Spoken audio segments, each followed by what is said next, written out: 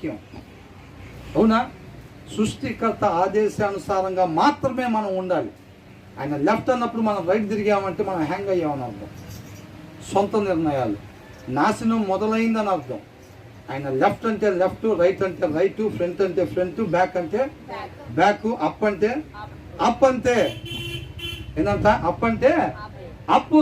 ప్రభు అప్పుడే అప్ప 20 ప్రభువా, 45కి అప్ప, ఆయనకి 80 ఇచ్చావుగా ప్రభువా. ఏంటంట? అట్లా లెక్క అడగకూడదంట దేవుని.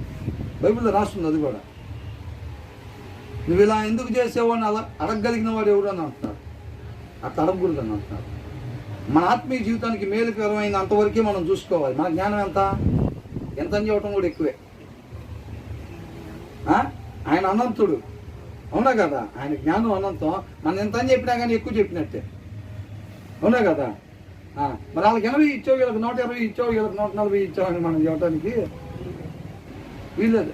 ప్రభా 45కేనా, పోనీ 46 ఇచ్చా, ఆ సంవత్సరం నేను తోడుకున్నాను, మరి కానీ ఎట్టుంటావు ఉండంటే అయిపోయినట్టే. 45 సంవత్సరాలు కాపాడుకున్న పరిశుద్ధత మొత్తం పోయింది 46లో.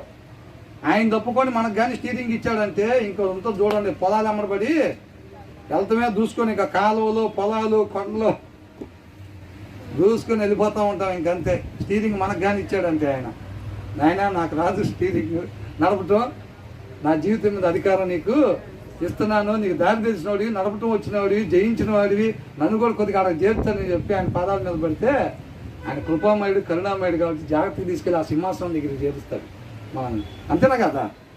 ప్రభా ఎప్పుడు నువ్వేనా నడిపేదంటే నా మహిమ కొరకు కాదా నెబుకద్నెజరు అనుకుంటే, మోసే ఎప్పుడు నీతో ఏమైనా మాట్లాడేది అని అహరోను మిరియాము ఇద్దరు కలిసి మాట్లాడుకొని మాతో మాట్లాడదా, మేము మాత్రం ఇక్కడ వాళ్ళం కాదా అని అన్నాడు.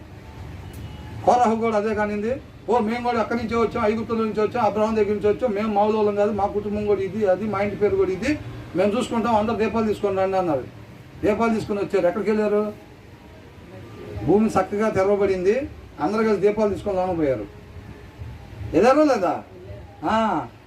మీతో మాట్లాడేది పద్దాకు నువ్వే నా ప్రభావం నడిపేది, మేము మాకు ఇవ్వ ఒకసారి కూడా డ్రైవింగ్ అంటే, సరే నడిపాను. ఆయన ఒక్కసారి పక్క తప్పుకున్నాడంటే అయిపోయినట్టే. నిన్న పొద్దున అనుకుంటే ఏదో బస్సు లోయలోకి వెళ్ళిందంట, అవునా? అట్లనే వెళ్ళాల్సింది బస్సు. మనకిస్తే అట్లా ఉండిద్ది పరిస్థితి. అదే వాక్యం చదవకుండా కొంతమంది నీట్గా ఉండి ఆయన మహింపరుద్దామని ప్రయత్నం చేస్తూ ఉంటారు. పొలాల్లో పడి వెళ్ళిపోవటమే డైరెక్ట్గా.